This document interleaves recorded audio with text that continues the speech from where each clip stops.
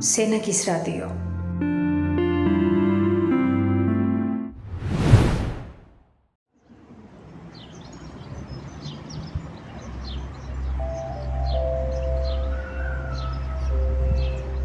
ჩემი დილა იწყება სიმშვიდით.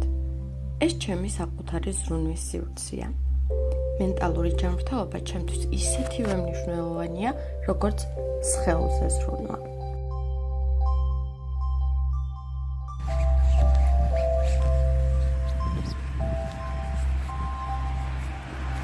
მე მაქვს მოსაზღვრე პიროვნული აშლილობა. ეს ნიშნავს, რომ ჩემი ემოციები ხანდახან ძალიან ინტენსიურია. მაგრამ ვისწავლე, როგორ ვიცხოვრო მათთან ჰარმონიაში.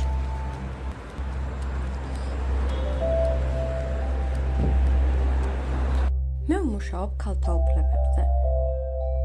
სხვადასხვა მუნიციპალიტეტებში მცხოვრებ ქალებს ვეხმარები გაიგონ, რომ დახმარების ძებნა სისუსტე კი არა, ძალაა.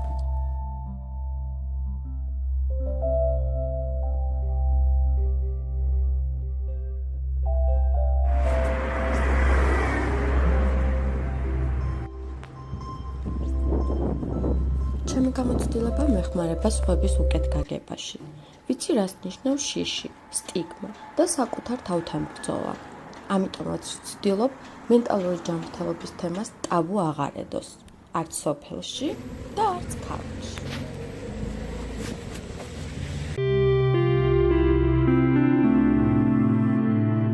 სენაკის რადიო.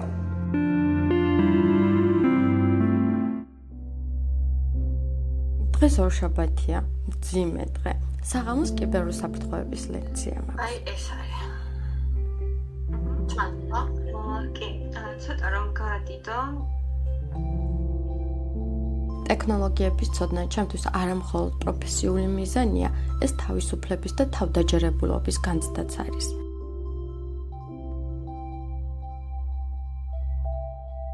როცა სხვა ქალებს ვასწავლი, როგორ დაიცვან თავი ონლაინ სივრცეში, გრძნობ, რომ რეალურად რაღაცას ვცვლი.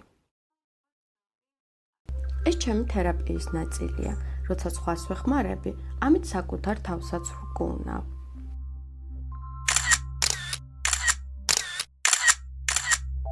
ფოტოგრაფია ჩემთვის მხოლოდ ჰობი ან პროფესია არაა. ეს არის გზა, რომ დავინახო და დავამუშაო ის, რასაც ვგრძნობ. როცა ვწერ ან ვიღებ ფოტოებს, ემოციები დამძიმებული აღარ არიან. ისინი სილუეტებად იქცევიან, შრუქად და ფერებად. შემოქმედება ჩემთვის თერაპიაა. კამერის მეშვეობით ხშირად პოულობ პასუხებს, რომლებსაც სიტყვებით ვერ ვამბობ.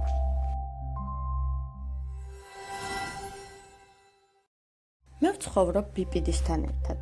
მაგრამ ეს არ ნიშნავს, რომ მე მხოლოდ ეს ვარ. მე ვარ ფოტოგრაფი, უფლებადამცველი, ციფრული უსაფრთხოების ტრენერი. ადამიანი, რომელსაც აქვს სირთულეები და მაინც აგრძელებს გზას. ამაყად, თავაწეული. მინდა ვიცხოვროთ საზოგადოებაში, სადაც მენტალურ ჯანმრთელობაზე საუბარი არ გამოიწვევს შიშს, სადაც გულწრფელობა არის სიმამაცე და განსხვავებულობა ყველასათვის მისაღები. მე ლინდა ჩიხლაძე ვარ.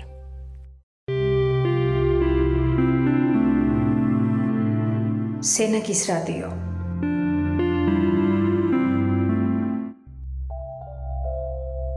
მოგესალმებით, ნატა, ჩემთვის ძალიან სასიამოვნოა თქვენთან მედიქში სტუმრობა. როცა ვსაუბრობთ თქვენზე, პირველ რიგში მახსენდება ის, რომ თქვენ ხართ ძალიან კომპეტენტური ფსიქოლოგი და ძალიან გაგვიმართლა ზოგადად სამეგრელოზე მოსვანეც, რომ ამ ასე ვთქვათ ლოკაციაზე მუშაობთ და საინტერესოა, რამდენად აქტუალურია დღეს თქვენი სერვისი, როგორც ფსიქოლოგის.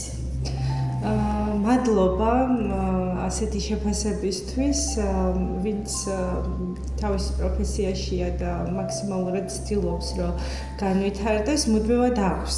ალბათ კოლეგებიც დამეთანხმებიან და არა მხოლოდ კოლეგები, უკმარისობის განცდა და აქედან გამომდინარე, რაც უფრო ბევრს ეცნობი და ბევრ ინფორმაციას იღებ და ბევრს სწავლობ, ით უფრო ხვდები კიდევ რამდენი ზღვა რაღაცა არის, რაც არ იცი და რაც სასწაულია. მადლობა ამ შეფასებისთვის, მივიღებ ამას.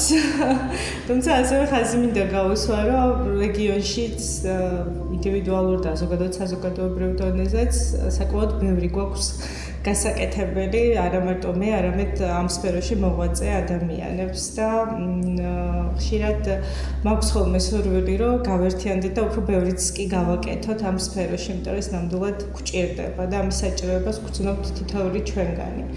სერვის რაც შეეხება, ხშირად რაღაც შეუძლებლის კეთებასაც კი გავს ხოლმე ჩვენი ყოველდღიური საქმიანობა, რომელსაც ვაკეთებთ. თუმცა ალბათ რა ვიცი, თითოეულ ჩვენგანს გარკვეულ მისიად გვაქვს ცხოვრებაში აღებული, რომ ვემსახუროთ იმ საქმეს, რომელიც გვიყვარს და შევძლოთ შევქმნათ ის სერვისი ჩვენს რეგიონში, რომელიც ნამდვილად აქტუალურია, ნამდვილად საჭიროა და ამას საზოგადოება ნელ-ნელა იაზრებს, იგებს. მიუხედავად სტიგმისა, რომელიც ფსიქიკური ჯანმრთელობის სფეროში არსებობს, და ხშირად ფსიქოლოგთან ვიზიტი გაიგივებულია ხოლმე რაღაცა ძალიან დიდ სირთულესთან, რომ აი რაღაც რა თქმა უნდა კონფიდენციალობას ჩვენ აუცილებლად ვიცავთ და ეს ნომერ პირველი პრიორიტეტია, ვისაც გქონია ჩვენთან თანამშრომლობა, მათ უკვე იციან ამის შესახებ. თუმცა არა გვაქვს სამწუხაროდ საზოგადოებაში იგივე განწყობა, როგორც გვაქვს მაგალითად, რომ საკველი აგვტკივდება და მივდივართ სტომატოლოგთან, ან გული აგვტკივდება და მივდივართ კარდიოლოგთან, ანუ იგივენაირი მარტივი დამოკიდებულება, თუ შეიძლება მას მარტივი ეწოდეს, არა გვაქვს, როდესაც გძნობთ, რომ რაღაცა მენტალურად, ფსიქიკურად არ არის ჩვენში ისე როგორც გვინდა რომ იყოს, არ გვაქვს გარკვეული კეთილდღეობის მდგომარეობა, თუმცა ამ დროს გარკვეულ ბევრ საფეხურს გადის ადამიანი, სადაც სანამ უშუალოდ ფსიქიკური ჯანმრთელობის სპეციალისტთან მივა. სანამ ფსიქოლოგთან მივა და ფსიქიატრთან მივა, სტატისტიკურად 5 სხვა სპეციალისტთან მიდის და მხოლოდ რიგით მეხუთე არის ფსიქოლოგი მომართვიანობის მხრივ, მაშინ როდესაც თავარი მიზეზი არის გარკვეული ფსიქიკური ჯანმრთელობის მდგომარეობა. მე ვიცი, რომ თქვენ ევროპული გამოცდილებაც გაქვთ აი ამ კუთხით. ევროპაში რა გზა გაიარეს? ზოგადად ესე რომ სტიგმა ყველგან არსებობს, სამწუხაროდ მთელ მსოფლიოში, მათ შორის განვითარებულ ქვეყნებში, თუმცა რა თქმა უნდა მეტი რამ კეთდება იქ, რომ ეს სტიგმა გაკეთდა, რომ შემცირებულიყო და ახლაც კეთდება, რომ შემცირდეს. აი მაგალითად ჩვენს გვაქვს გარკვეული სურვილი, რომ 10 ოქტომბერი არის ფსიქიკური ჯანმრთელობის საერთაშორისო დღე და ამ დღეს მსოფლიო მასშტაბით განვითარებულ ქვეყნებში სხვადასხვა ღონისძიებები და აქტივობები ტარდება და სწორედ ხშირად სხვადასხვა მიმართულებებს იღებენ ხოლმე თემატურად, თუმცა ძირითადი მიზეზი მაინც ცნობიერების ამაღლება და სტიგმის შემცირება არის.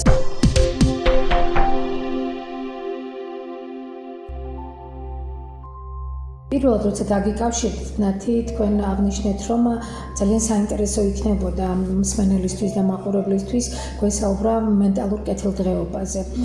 თქვენ როგორც ფსიქოლოგი თვლით, რომ ეს ყველაზე აქტუალური, ერთ-ერთი ყველაზე აქტუალური პრობლემაა დღეს?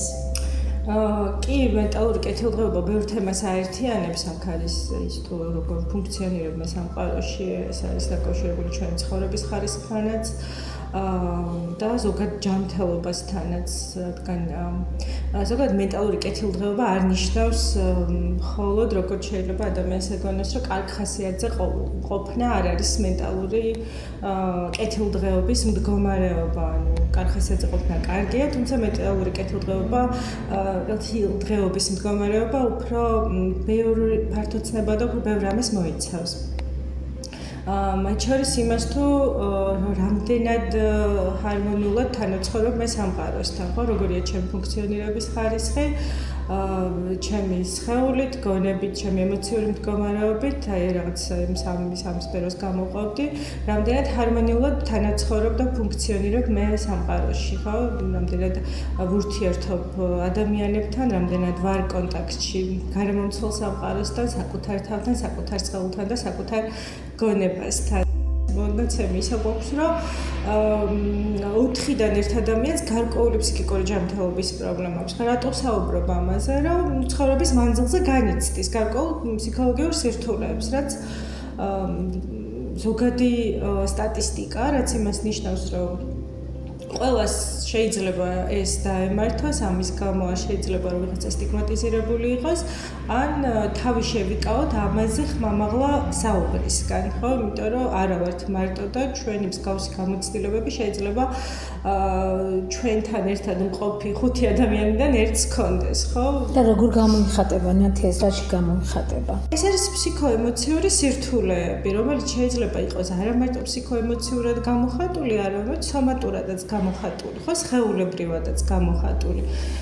მე წაღანაც ვახსენე სხეული, ანუ ზოგადად შეიძლება ფიზიკური ჯანმრთელობის პრობლემის მიღმა იყოს ფსიქოლოგიური გარკვეული ემოციური მდგომარეობა და რაღაცა ტრამული გამოცდილებები, რომელიც გარკვეულ დაავადებას ფსიქოლოგიურ მდგომარეობას მოიყვანს ჩვენამდე. ანუ გარკვეული გამოცდილებები ჩემი ცხოვრებისეული წინა პირობები, რომელსაც გარკვეულ მდგომარეობამდე მიყავს, ან გარკვეული მდგომარეობა მოყავს ჩვენად.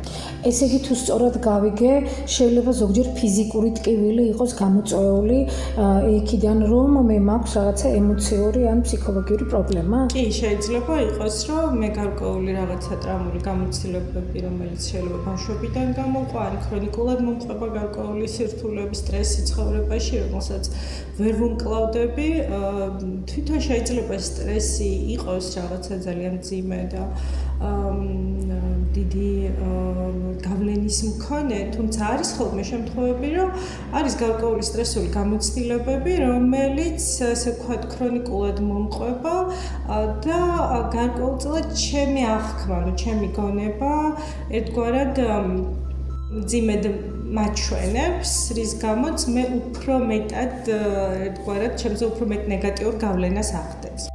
ძირითადად მოზარდებ თამუშაობ და არის ხოლმე ესეთი ტერმინიც ახსენებენ ხოლმე, რომ აი overthinker-ი ვარ, ხო? აი, როდესაც ჩვენი ფიზიკური, ჩვენი ფსიქოლოგიური, ხო, ემოციური და გონებრივი მიმართულებები, ხო, რაც ჩვენში არსებობს, ძირითადი ნაწილი ჩვენი აი ამ არსებობის მიაქვს ჩვენს გონებას, როდესაც ჩვენი აზრები არის წამყვანი და მთელი ჩვენი ენერგია მიდის ჩვენს ფიქრებში. აი overthinker-ობა ეს არის, როდესაც მე იმდენად ბევრს ვფიქრობ და ვაანალიზებ გონებაში რაღაცას, რომ აი ჩემს ხვის წინ შეიძლება ვიღაცას რაღაცა ძალიან უჭირდეს, ან დახმარება სჭირდებოდეს და იმასაც კი ვეღარ ვამჩნევდე. ხო, იმდენად ჩემს თავში და ჩემს ფიქრებში ვიყო ჩაფლული და მოცული. საინტერესოა, ჩემი დაკვირვებით ყოველ შემთხვევაში, მშობლები უფრო ძნელად აღიქვამენ ფსიქოლოგთან ვიზიტებს, ვიდრე ასე ვთქვათ, ყმაწვილები, თინეიჯერები. მე ხშირად გამიგია თინეიჯერისგან, რომ აი ფსიქოლოგის კონსულტაცია მჭირდება და მშობლისთვის ეს ცოტა გადამეტებული რამე არის. რამდენ მნიშვნელოვანია, რომ მშობელი იყოს ინფორმირებული და კიდევ ერთი კითხვა მაქვს, როგორ ხდება ამ პრობლემის იდენტიფიცირება, როგორ ასე ვთქვათ ვასკვნი მე რომ ჩემ შვილს ან ზოგადად მე თინეიჯერს მჭირდება დახმარება.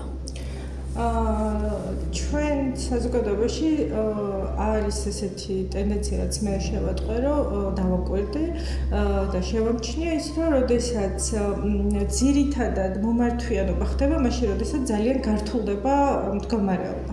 როდესაც არის უკვე რაღაცა მაღალი რისკის ქცევები. ეს აგრესია, ალბათ გამოხატული არადეკვატური დამოკიდებულება, ან ჩაკეტილობა, ხო? ხო, როდესაც უკვე გარკვეულ რთულ მდგომარეობამდე ვართ მისული და მშობელი გრძნობს, რომ თვითონ ვეღარ უმკლავდება, ან ადამიანი ხვდება, რომ უკვე მისი გამკლავების მიღმა არის გასული მისი მდგომარეობა. ხო, როგორც წესი, წინა პირობები არსებობს ხოლმე, რომელსაც ყურადღებას არ ვაქცევთ, მივჩქმალავთ, მაგრამ ის რა თქმა უნდა თავისებურად გვაწუხებს, მიაქვს ჩვენი ენერგია და როდესაც წლების განმავლობაში კიდე ახალი გამოწვევები ხდება ხო ჩვენს წინაშე, იმიტომ რომ ცხოვრება ესე არის, რომ გარკვეული სირთულეები მუდმივად არის ხო, სტრესისგან არა ვართ დაცული და შეიძლება გარკვეული პოზიტიური სტრესიც კი სტრესია ხო, რაღაც პოზიტიური გამოცდილებაც კი შეიძლება ადამიანისთვის სტრესად იქცეს. შემდგომ როგორც აი რა გარკვეული წარმოვიდგინოთ, რომ გვაქვს გარკვეული ენერგიის მარაგი, რომელიც მუდმივად რაღაცის გამკლავებისკენ არის მიმართული, ხო? რა თქმა უნდა, ეს ენერგია შევსება თუ არ ხდება და თან ეს გამკლავების მექანიზმებიც არ არის იმდენად ადაპტური, რომ პირიქით ჩემთვის სასარგებლოდ მუშაობდეს, ასეთ შემთხვევაში, რა თქმა უნდა, ესეც დაიცლება. არაადაპტური გამკლავების მექანიზმიც თავისებურ გავლენას ახდენს ადამიანზე, ხო, იგივე შეიძლება მე გამკლავების მექანიზმად ავირჩიო, როდესაც რაღაცა გაღვიზიანდები თამბაქო მოვწიო, გაღვიზიანდები ალკოჰოლი მივიღო, რა თქმა უნდა, ეს კიდე თავისებურ გავლენას მოახდენს ჯანმრთელობაზე და საბოლოო ჯამში მივიღებ გარკვეულ მდგომარეობას, რომელიც უკვე ვეღარ უმართავ და ვგრძნობ, რომ უკვე რაღაცა გაცილებით მეტი დიდი მხარდამჭერა მჭირდება. ანუ ჩემს გამკლავების მიღმა არის უკვე მდგომარეობა. ასეთ დროს ზოგადად დახმარების ძიება ძალიან მნიშვნელოვანი უნარია, რომელიც ძალიან პატარა ასაკიდან მხარდაჭერილი უნდა იყოს გარემოს მხრიდან და არავითარ შემთხვევაში არ უნდა მივუთითოთ ბავშვს, რომ ყველაფერს თვითონ უნდა გაუმკლავდეს. რა თქმა უნდა, არის რაღაცები, რაც მას სჭირდება იმისათვის, რომ თვითონ ისწავლოს გამკლავება და გაძლიერდეს, თუმცა არის რაღაცები, რაშიც ბავშვი თვითონ ვეღარ უმკლავდება და ამ დროს მის გარშემო უნდა იყოს მხარდამჭერი მშობელი. მხარდამჭერი მშობელი არ ნიშნავს, რომ მე ყველაფერს შეზნოცვლად გავაკეთებ, შენი სივრცე გაქვს, რომ შენ აკეთო, თუმცა მე აქ ვიყავა ყოველთვის, რომელიც გეგულები მხარდაჭერა, რომ საჭიროების შემთხვევაში იცი, რომ შენს გვერდი თუ არ. როგორ იწყება ეს პრობლემა და რამდენად მნიშვნელოვანია პრევენცია, იმიტომ რომ ცხადია, რომ ყველა საქმეში დამდგარ შედეგზე უფრო მეტად ადვილი, ალბათ ბრჭყალებში მკურნალობა არის შესაძლებელი, მაგალითად პრევენციის გზით თავიდან არიდება ამა თუ იმ პრობლემის. ხო, ძალიან ვრცელი თემაა პრევენცია, რაც ძალიან მნიშვნელოვანია და განვითარებულ ქვეყნებში მეტ თუ არა ნაკლებ დროს და ენერგიას და რესურსებს ფინანსურს თუ ასე შემდეგ ადამიანებს არ ხარჯავენ იმაში, რომ მოხდეს გარკვეული ფსიქიკური ჯანმრთელობის მდგომარეობების პრევენცია. იმიტომ პრევენცია არის ძალიან მნიშვნელოვანი. უბრალოდ ინდივიდუალურ დონეზე, რა თქმა უნდა, თუ მშობელი თვითონ არის გათვითცნობიერებული, საზოგადოება არის გათვითცნობიერებული, აუცი სკოლა, ბაღი და ერკვევა ზოგადად იცის ერთგვარი მოზარდის ბავშვის სკოლამდელი ასაკის ბავშვის ფსიქოემოციური განვითარება და ესა გარკვეულწილად დამატებითი რაღაცა კი არ არის, არამედ ისევე მნიშვნელოვნად არის აღქმული და აღიარებული, როგორც რაღაც ბავშვის კოგნიტური განვითარება თუ კვების რეჟიმი, ხო? ესეთ შემთხვევაში, როდესაც მე გაცნობიერებული ვარ, ზრდასრული, რომ მე თვითონ ვიცი ჯერ როგორ მართო საკუთარი თავი, საკუთარი სხეულთან როგორი დაკონტაქტება მქონდეს, როგორ ვიყო დაბალანსებული, ხო? ბალანსირებული ცხოვრება მე თუ ვიცი კარგად გამკლავების მექანიზმები და ამავე დროს კარგად ვერკვევი აღზრდაში, მშობლობისთვის ვარ მომზადებული. ახლა ცოტა ძალიან ჩვენთვის ცოტა საინტერესოა. ტოპიურ რაღაცა შეიძლება უყვებოდე. ამას შეძლებს და უნდა შევძლოთ ფაქტიურად სხვა გამოსავალი არ არის ინდივიდუალურ დონეზე ჩვენ როგორც უფროსები, რომლებსაც ბავშვებთან ურთიერთობა გვაბარია და მშობლები, რომლებიც მხარდამჭერები უნდა ვიყოთ, თუ ამ ყველაფერს შევძლებთ ინდივიდუალურ დონეზე, ეს იქნება ძალიან კარგი და საბოლოო ჯამში მშვენიერ გრძელვადიან შედეგებს მოგვიტანს.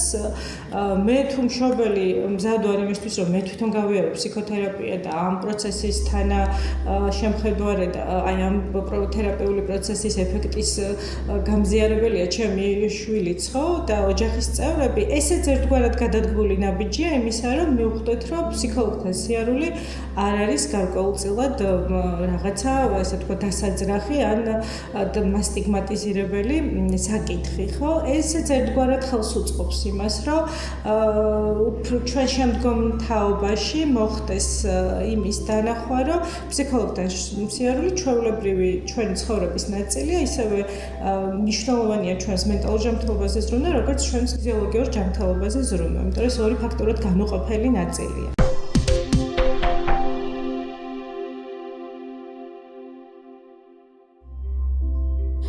ჩვენი გადაცემის ბოლოს რომ შევაჯამოთ, რომ ყველაზე მნიშვნელოვანია გავიაზროთ, რომ თუ ჩვენ ემოციურად არა ვართ კომფორტულად, ნორმალურია, თუ ჩვენ მივდივართ ფსიქოლოგთან, ნორმალურია.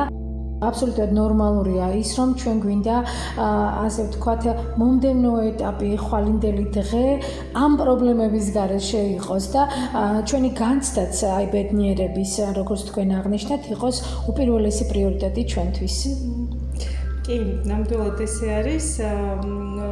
ფსიქიკური კეთილდღეობის საფუძველი და უზრუნველყოფისთვის ძალიან მნიშვნელოვანია ზოგადი გარემო, რაც არ უნდა გამოვრჩეს, რომ ეს არ იყოს მარტო მხოლოდ ინდივიდუალური და ეს ძალიან მნიშვნელოვანია. ზოგადი გარემოც უნდა იყოს უზრუნველყოფილი, რა თქმა უნდა, სრულიად იდეალური არაფერი არ არსებობს და არც უნდა იყოს, მაგრამ რაღაც პრიორიტეტად დანახული, რომ აი ეს ზრუნვა ისეთი მნიშვნელოვანია, როგორც რა ვიცი. იმაზე ზრუნვა თუ როგორ შენობაში ვიცხოვრებთ, ხო? თანაბრად მნიშვნელოვანია, უნდა გქონდეს ეს გადადებული ხვალისთვის, არც სახელმწიფო დონეზე, არც პიროვნულ დონეზე და გახსოვდეს, რომ შევჩერდეთ, ჩავისუნთქოთ და შევამჩნიოთ სად ვართ, ვინ ვართ, რას ვაკეთებთ და გავიაზროთ, რომ იმაზე მეტი ვართ, ვიდრე ჩვენი რაღაცა კონკრეტული ქცევან მდგომარეობა, ხო რა? და ყველა ჩვენგანი რომ ძალიან მნიშვნელოვანია ამ დედამიწაზე, იმიტომ რომ დაკავშირებული ერთმანეთს. აი, აბსოლუტურად ამის თქმა მინდა და ჩვენ დაკავშირებული ვართ ერთმანეთს და იმ ადამიანს რაც ეთყოდით, ვინც ახლა ამ წუთას უყურებს ამ გადაცემას, შინაგანად შეიძლება გაუჩნდა კიდეც სურვილი თქვენთან ურთიერთობის, ზოგადად ფსიქოლოგთან ურთიერთობის, საიდან დაიწყოს? დაიწყო საკუთარი თავიდან. ხო, მშობელია თუ მისთვის პიროვნულად სჭირდება, დაიწყო საკუთარი თავიდან და საკუთარი თავიდან დაწყება არის გზა, რომელიც მიგვიყვანს იმ ცვლილებებამდე, რომელიც გვინდა რომ მოხდეს ჩვენ ცხოვრებაში. საკუთარი თავიდან დაიწყოს. უღრმესი მადლობა. ძალიან დიდი მადლობა წარმატებას გისურვებთ და იმედს ვიტოვებ, რომ ამ საზოგადოებაში ძალიან ბევრი ბედნიერი ადამიანი იქნება.